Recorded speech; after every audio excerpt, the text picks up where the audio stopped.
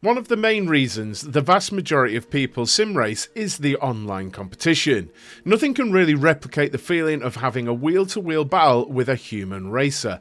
It's addictive. Days of simple server browsers to find a race being enough for the average user are long gone, and let's face it, iRacing is the gold standard for online competition. Lots of content, lots of organised racing to a schedule, but it really is prohibitively expensive. Not everyone wants to spend a fortune to be able to race online. I feel quite strongly that one of the main reasons sims like Automobilista 2 have suffered versus iRacing in terms of participation is the lack of online competition. What if I told you there was a third-party website with regular organised races that has licensed tiers and takes into account pace, safety and consistency, which has been made for Automobilista 2, and best of all, it's free. Meet Racecraft Online, and I'll call it RCO for short from now on. In this video, I'm going to give a little introduction on how to sign up, what the licenses are, and how to join practices and races. It also has a neat little trick with AI racing too. I tested it out this morning live on Twitch, and for 4 hours,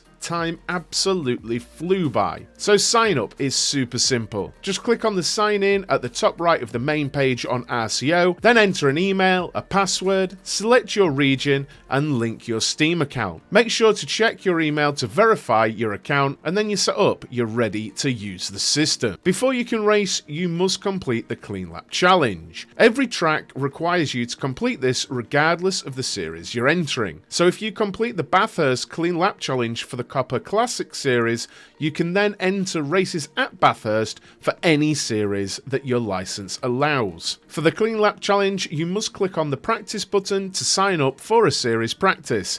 It's worth noting, entering races works the same way as I'm about to explain.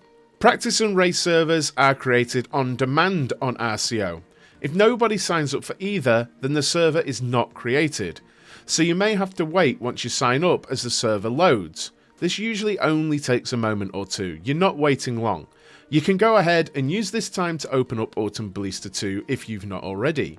Once the server is loaded, you'll get a server name pop up in the bottom right hand corner of the RCO page.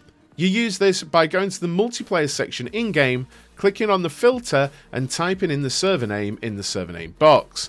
Then save, and after a moment you should see your server in the list and simply join. That's it, you're in an RCO practice session. As I said before, this is exactly how you would join a race too once your Clean Lap Challenge is completed and you've registered for a race rather than a practice session. There is a slight difference to how you get your code though. When you've signed up for the race session, at the center bottom of your browser window, you'll get a timer. Once that timer runs down to 0, you can click it and then you will get your code for your server. It's super obvious and you'll know it when you see it.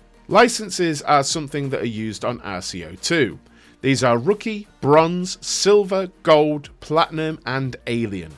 These are determined by your safety and consistency rating. Everyone starts as a Rookie. You can't grind rating unlike other services. Your ratings are measured over the last 5 races that you participated in. Based on this, promotion and demotion could happen quite often if you've got a bad run of races. Pace is completely irrelevant in terms of promotion and demotion.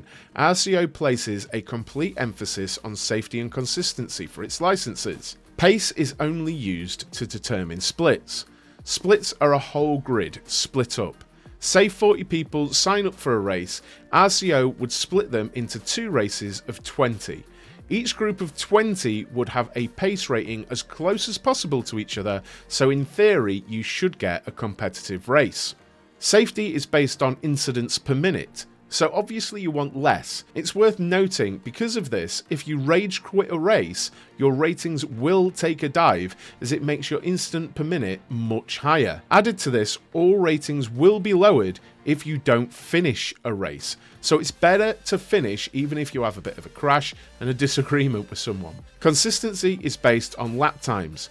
The more consistent your lap times, the more this rating increases. More information on all of this can be found in the FAQ section on the RCO website, and it's really good, so check it out. If you're still watching, please do hit that like button and subscribe to the channel. It helps so much. The AI is worth mentioning, and honestly I really like this about RCO. On the face of it, I can see why it would be off-putting, but the AI have dynamic difficulty and I can confirm it works extremely well. The more you race in a series, the AI will adjust to suit you. For example, in my first race I was on pole by 0.3 of a second and there was a 2.2 second spread to the car in last. But in my second race I was 9th with a spread of about half a second. It makes for some excellent racing. So the way I see it, register for the races and race the AI. You're still moving towards a new license and human drivers may jump in too. So you're having an excellent race regardless of whether it's AI or not. But the important thing here is to populate the service. I truly believe there are a lot of people that would use this. The problem is, I feel like the community that Automobilista 2 has may well already be behind leagues, etc. When really, for the good of the game altogether, people should really get on this service. It's worth noting that the servers will give region priority, so while there are servers all over the globe, if 7 sign up from the USA and 3 sign up from the EU, the server will launch in the USA. In my opinion, this could be game changing for Automobilista 2. There's no reason not to use it. Get involved, it's free. I'll see you on track.